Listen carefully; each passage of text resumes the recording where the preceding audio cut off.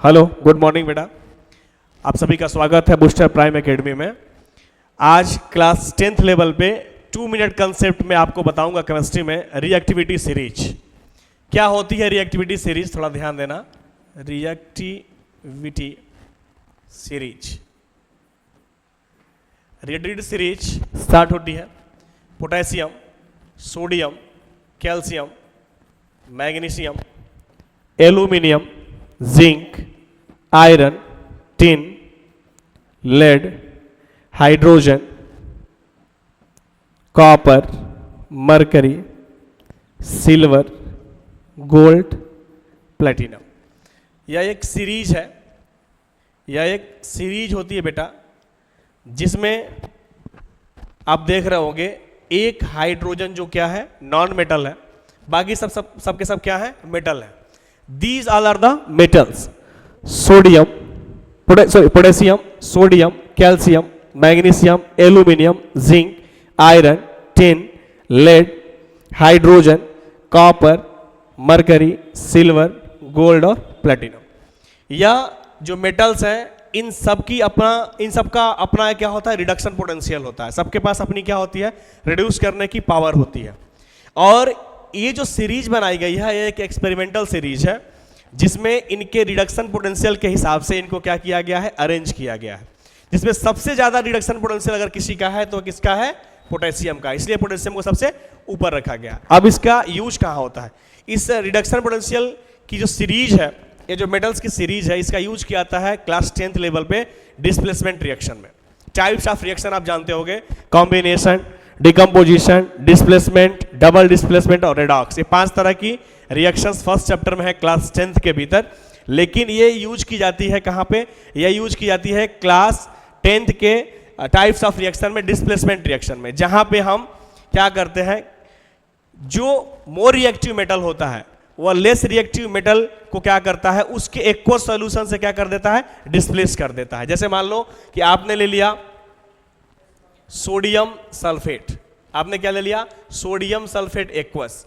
Sodium sulphate aqueous की reaction आपने करा दी क्या, 2 मोल ऑफ पोटेशियम से, सॉलिड से। तो ये क्या हो जाएगा, ये पोटेशियम क्या है, ये पोटेशियम जो है सोडियम के क्या है, ऊपर है। तो ये सोडियम को क्या करेगा, इसके एक्वस सॉल्यूशन से क्या कर सकता है, इसको डिस्प्लेस कर सकता है। क्यों, क्योंकि इसका रिडक्शन पोटेंशियल क्या है, सोडियम के रिडक्शन पोटेंशियल से क्या है, ज्यादा है। तो ये क्या करेगा, इसको यहां से निकाल देगा और ये बनेगा अब K2SO4 एक्वस, और यहां से क्या बाहर हो जाएगा, 2 मोल ऑफ सोडियम क्या हो जाएगा, बाहर हो जाएगा। बेटा इसके अलावा और भी रिएक्शन मैं लिखना चाहूं तो और थोड़ा सा आप देख सकते हो। जैसे मान लो मैंने लिखा आयरन Fe सॉलिड, मैंने लिखा Fe सॉलिड, और मैंने ले लिया कॉपर सल्फेट। क्या ले लिया मैंने, कॉपर सल्फेट। कॉपर सल्फेट क्या ले लिया मैंने, एक्वस ले लिया। तो ये जो आपका आयरन दिखाई दे रहा है, आयरन कहां पे, यहां पे है, और कॉपर देखो उसके नीचे है। तो क्या कर सकता है, ये आयरन क्या करेगा, इस कॉपर को क्या करेगा, उसके एक्वस सॉल्यूशन से डिस्प्लेस कर देगा। ये इसको जब डिस्प्लेस करेगा तो क्या करेगा, इसको कहेगा भाई ये यहां से, भाई ये यहां से क्या करेगा, निकल जाएगा, बाहर निकल जाएगा। और ये क्या बनेगा, ये बन जाएगा FeSO4 एक्वस, और कॉपर क्या हो जाएगा, कॉपर सॉलिड एक्वस में घूमेगा। बेटा ये जो कॉपर सल्फेट का एक्वस सॉल्यूशन होता है किस कलर का होता है, the colour of this particular solution is blue in colour. लेकिन जब ये आयरन इस कॉपर सल्फेट से रिएक्ट करेगा, तो जब आयरन इस कॉपर सल्फेट से कॉपर को क्या करेगा, डिस्प्लेस करेगा, तो ये क्या बनाएगा, आयरन सल्फेट। और आयरन सल्फेट का कलर होता है कैसा, लाइट ग्रीन कलर। कैसा होता है बेटा, ये light green colour. Light green colour का जो ब्लू कलर का सॉल्यूशन था, थोड़ी देर बाद आपको दिखेगा किस कलर में चेंज हो गया हो, लाइट ग्रीन, हल्के हल्के ग्रीन कलर में चेंज हो जाएगा। इसको बोलते हैं colour change in the reaction. Colour change भी किसी केमिकल रिएक्शन के होने का प्रमाण है। This is the characteristics of a chemical reaction.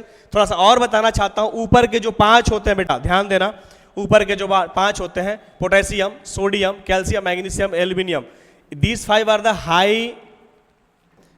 Highly reactive metal. ये सब क्या होते हैं, हाईली रिएक्टिव मेटल होते हैं।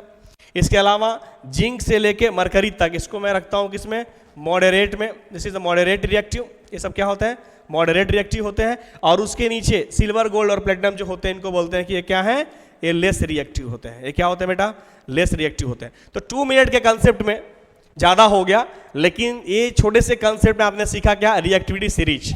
एक बार फिर से बता दे रहा हूँ, potassium, sodium, calcium, magnesium, aluminium, zinc, iron, tin, lead, hydrogen, copper, mercury, silver, gold और प्लेटिनम। ये हमारी सीरीज है जिसमें सिल्वर, गोल्ड और प्लेटिनम जो होते हैं क्या होते हैं, लेस रिएक्टिव होते हैं। बीच के zinc, iron, tin, lead, hydrogen, copper और मरकरी, इनको बोलते हैं कि क्या है, ये मॉडरेट रिएक्टिव है। और ऊपर के पोटेशियम, सोडियम, कैल्शियम, मैग्नीशियम और aluminium, these are the moderate reactive elements. इसके अलावा मैं आपको बताना चाहूंगा 3 मेटल ऐसे हैं, एल्यूमिनियम, जिंक और आयरन। एल्यूमिनियम का ऑक्साइड Al2O3, जिंक का ऑक्साइड ZnO और आयरन का ऑक्साइड Fe2O3। ये 3 ऐसे मेटल ऑक्साइड हैं जो क्या होते हैं, एम्फोटेरिक नेचर के होते हैं।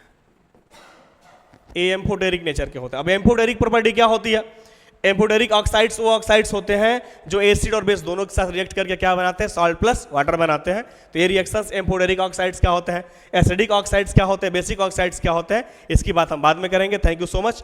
2 मिनट के कंसेप्ट में हमने आपको आज ये बताया कि this is the reactivity series, this is the reactivity series in which we place the elements. ये सब एक्सपेरिमेंटल वैल्यूज के साथ इनको क्या किया गया है, अरेंज किया गया है, जिसमें सबसे ज्यादा रिडक्शन पोटेंशियल किसका होता है, पोटेशियम का होता है, फिर किसका होता है, सोडियम का होता है, फिर कैल्शियम का होता है, मैग्नीशियम का होता है, एल्यूमिनियम का होता है, एल्यूमिनियम के बाद किसका होता है, जिंक का होता है, फिर आयरन का होता है, टिन का होता है, लेड का होता है। इसमें एक नॉन मेटल क्या है, हाइड्रोजन है।